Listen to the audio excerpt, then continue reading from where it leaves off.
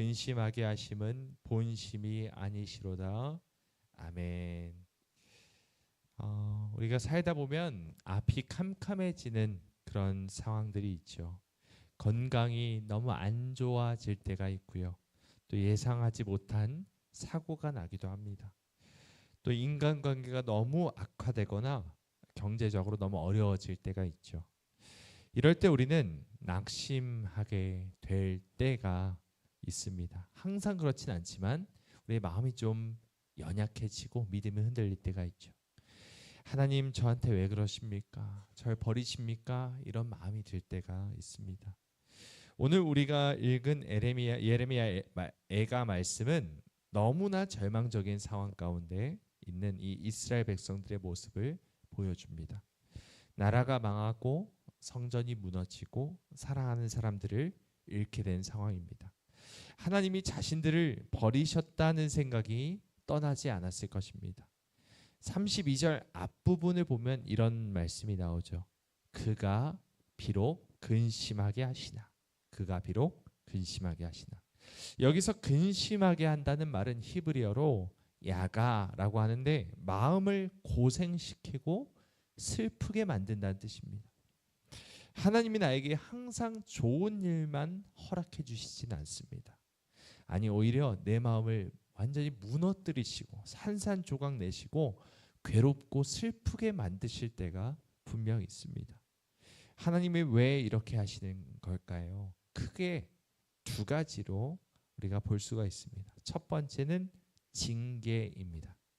우리가 잘못된 길로 가려고 할 때 하나님은 우리가 망하는 것을 그냥 보고 계시지 않습니다. 부모가 자식이 나쁜 길로 가려면 매를 들어서라도 막는 것처럼 우리 영혼이 죽지 않도록 잠시 아픔을 허락하시죠. 징계는 친아들이기 때문에 친자식이기 때문에 주신다고 히브리서 기자도 말씀합니다. 두 번째 우리의 고난의 이유 두 번째는 연단입니다. 여러분 욥을 보십시오. 잘못한 게 없는데도 큰 고난을 당했지 않습니까? 우리에게도 이럴 때가 있습니다. 연단은 우리를 더 단단하게 만들고 멋진 하나님의 자녀로 성숙시키는 영적인 훈련의 장입니다. 하지만 그것이 징계로 받는 고통이든 연단으로 받는 고통이든 간에 사실 고통을 당하는 입장에서 우리는 어떻습니까? 그것을 달가워하지 않죠. 괴롭고 힘듭니다. 낙심이 되고 하나님이 날 버리셨다는 생각이 들기도 하고 믿음이 크게 흔들리게 될 때가 있습니다. 하지만 여러분 꼭 기억하시기 바랍니다. 우리 31절 말씀을 읽어보겠습니다. 31절입니다. 시작. 이는 주께서 영원하도록 버리지 아니하실 것이며. 아멘. 여러분 하나님은 절대로 우리를 버리지 않으십니다. 믿으십니까?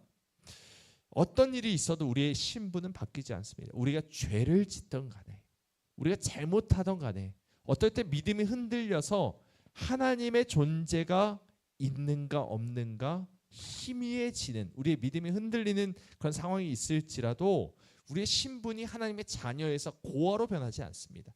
버리지 않으십니다. 하나님은 영원토록 우리를 떠나지 않으시고 우리를 모른다 하지 않으십니다. 왜냐하면 하나님은 우리의 아버지이시고 우리는 하나님의 자녀이기 때문입니다. 여러분 성경에 보면 이런 말씀이 있습니다. 자식이 떡을 달라 하는데 돌을 주며 생선을 달라 하는데 뱀을 줄 아비가 이 부모가 있겠느냐라고 말씀하시죠.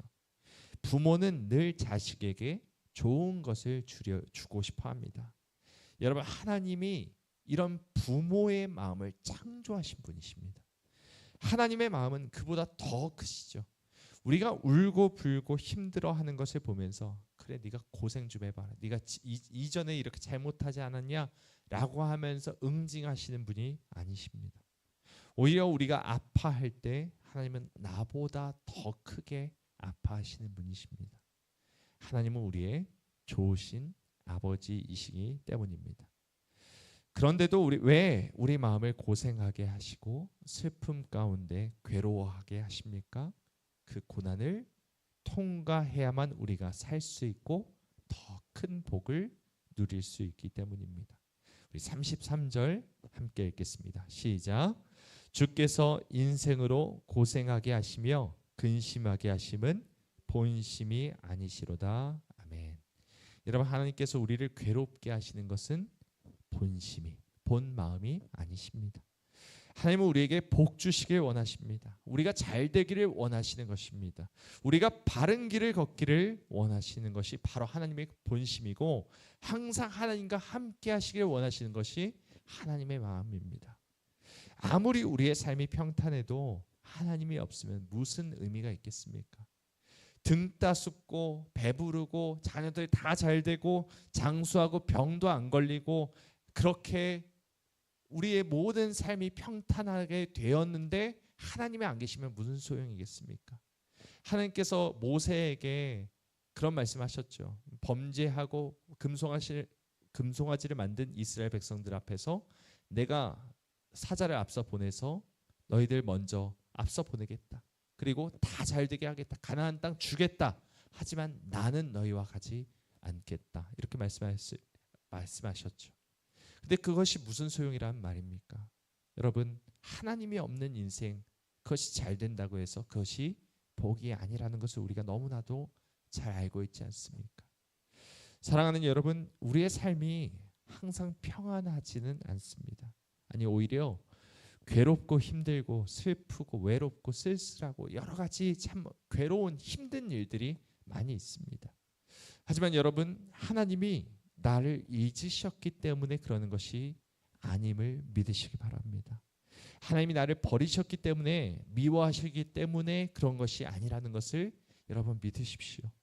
때론 우리를 징계하시고 때론 우리를 연단하셔서 우리를 온전한 길, 영원한 길, 생명의 길로 인도하시는 좋으신 하나님 아버지이시기 때문에 우리에게 그런 일들을 경험하게 하실 때가 있음을 믿으시며 끝까지 믿음 흔들리지 않고 하나님과 함께 동행하시는, 그렇게 복을 누리시는 우리 모두가 되길 주님의 이름으로 간절히 소망합니다.